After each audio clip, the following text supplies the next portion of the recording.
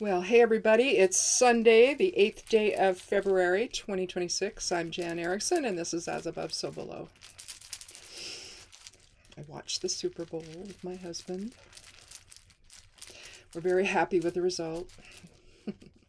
Enjoyed Bad Bunny and Lady Gaga and Ricky Martin and I don't know, everybody. It was just great. So let's go ahead and get started here. Draw a rune, if one will ever fall into my hand. From the Elder Futhark bag, there we go. We have Vunyo. Now, Vunyo is the 8th rune of the Elder Futhark. It looks like the letter P. You're looking at Laguz here. That's Laguz. This would be Kenaz reversed. You also have Isa. So 3 different runes really go into making Vunyo. Vunyo is about fellowship. It's the wish rune. It's about joy and peace, harmony, success, happiness. So we start out the week with a positive rune then from the Elder Futhark. Let's take a look at the Geomancy rune. That one goes off. Let's see. Well, what we have here, okay, that's going to be earth. This is fire. That goes up there. Here we have water. Ooh, we have populace. So we've talked about populace and via its complement before. Populace means follower or the crowd. And in this case, when you're talking about Vunyo and harmony and fellowship, then it's the they're likely gonna they're going to align very well. And so let's see what the that over there. Let's see what the cards have to say, though. Could be something that you're in harmony with others about, or maybe there's going to be a collaboration this week that might be positive. But the idea of expressing fellowship and joy and love and peace and harmony and family in your life with others, aligning with other people. It may be a passive influence, but at the same time, whereas Vaya would be an active, intentional type of a thing, it's just relaxing into the love and joy and harmony that you have with other people. So let's go ahead and cut the deck. Take the lower half. So we've got the High Priestess. We've got the Queen of Swords, so there won't be a number there. And then we have the, what do we have here? The 4 of swords here. Let's go ahead and, where's my, there that is.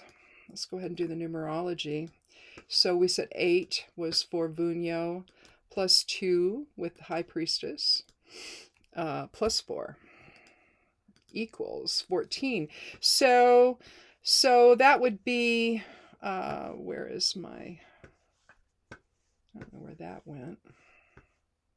Well, I'll just have to remember and I'll find it later. So we've got a 5 for the numerology. I'll just leave this over here. 5 is about change. It's about momentum, protection, innovation, freedom versus restriction. But generally speaking, if you could bring it down to one word, it would be change. And if you're also looking at the idea of innovation, coming together in a collaborative sense with other people is a good thing. It's a valuable thing to do. But let's take a look at the High Priestess here. This is a card of balance. It's also the card of subconscious. You have the Fool, which is the soul that takes its leap into form. It creates its gender and its identity through the magician, and through the High Priestess. The subconscious realm is and the intuition and the divine feminine, the balance, alignment. It also is about change as well.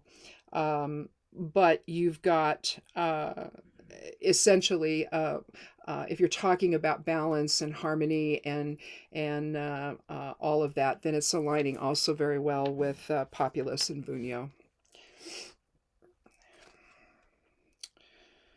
but here you also have, you see the little cross here on her robe, or on her gown, if you will. It's kind of a drapey thing right there in front. And she sits in the middle of the two pillars of Solomon. And you can look at this as the difference between light and dark, and a balance between that, or projective, which would be light, and receptive, which would be dark, energies within.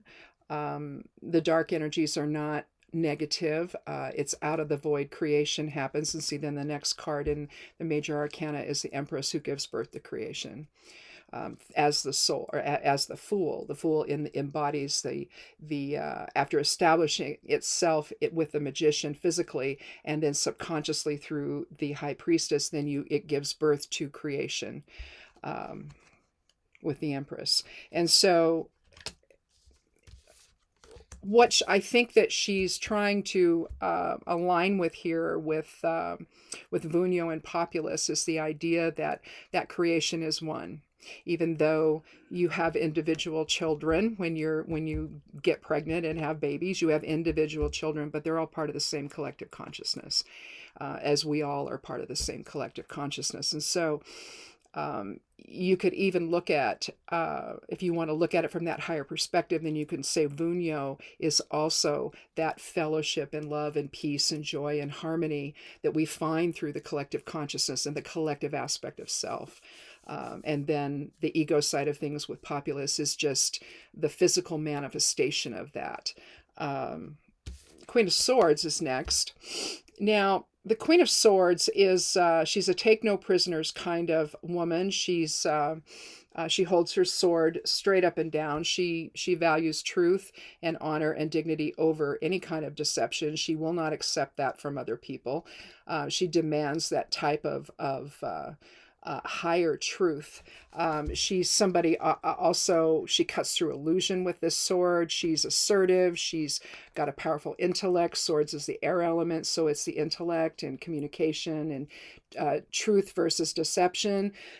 Also legal matters. But if she beckons you to come forth, like she's doing here, she's going to demand honesty and truth from you. She's not going to suffer fools gladly, as they say. I've said this before. My favorite rendition of the Queen is from the Thoth Tarot, and where she's reclining on a crystalline throne in the clouds, and she's got, a sword in one hand and a severed head in the other. And that's really who the Queen of Swords is. I've never found any Queen card in any deck that really captures the Queen, I think anyway, better than the Queen of Swords in the Thoth Tarot. And so in any event, I think what you're looking at here is this divine balance that we strike with one another, with the high priestess, and then we demand truth and honesty and that higher awareness that doesn't, again, suffer fools, and doesn't allow for anybody to come forth into her life where there's just a bunch of games being played. So you could experience this next week, where you're really looking at the idea of coming together in a greater harmony with other people, in a way that is a shared purpose, that's higher awareness based, that really connects with the idea of being part of that collective consciousness.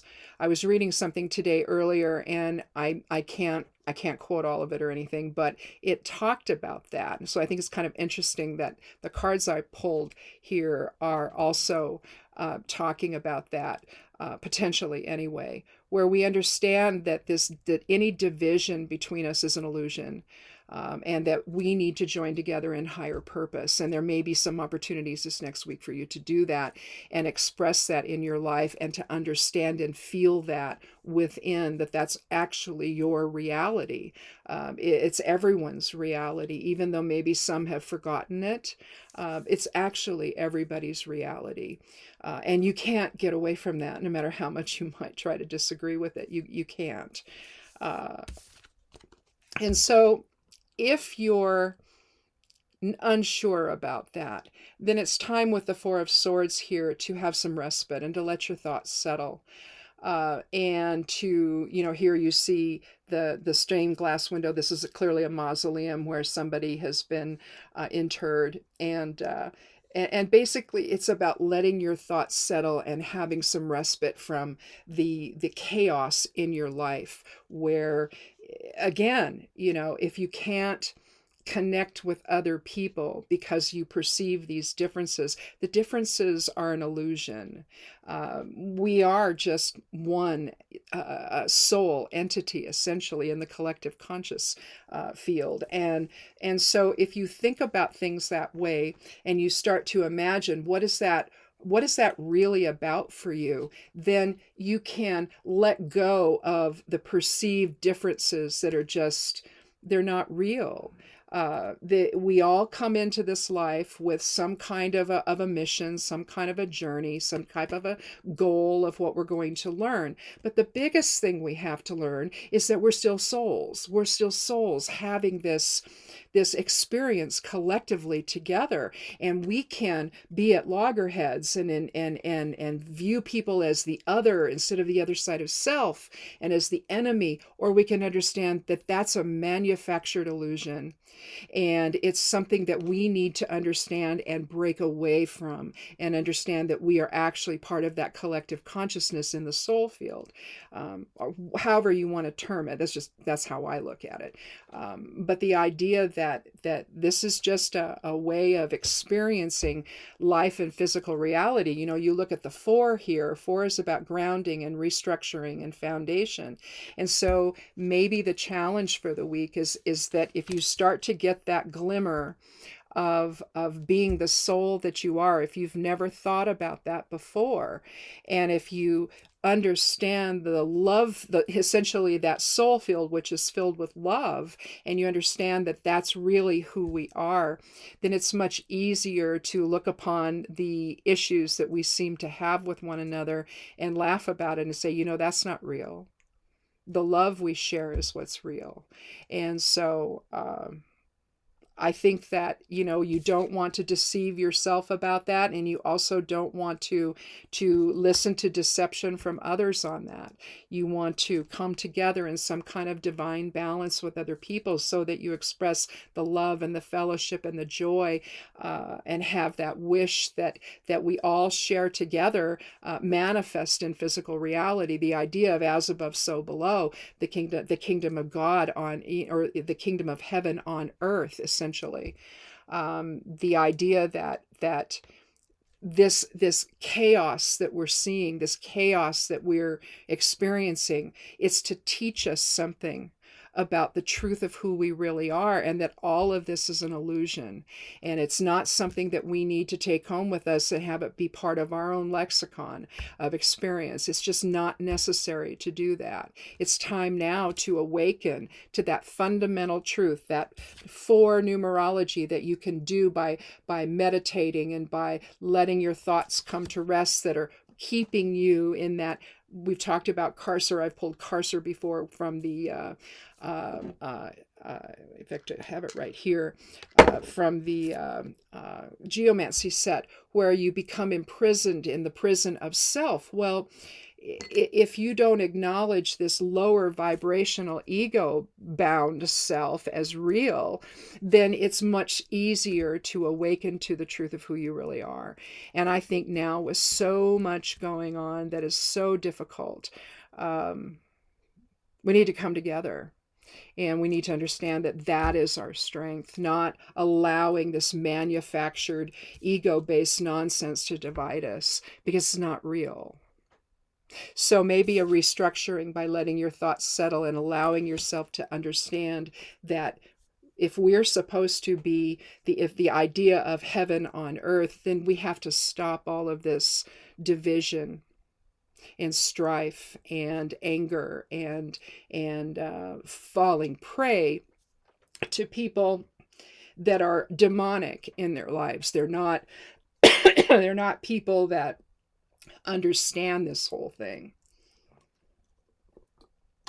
So anyway, my voice is starting to give out. I think that this is just the change when we look at the overall numerology, it's the change that we need so that we're not at each other's throats anymore. So anyway, I'm going to go ahead and close because I'm losing my voice. So thanks for watching, and come back again next Sunday for another edition of As Above, So Below. Be good to yourself, be good to one another, and blessed be.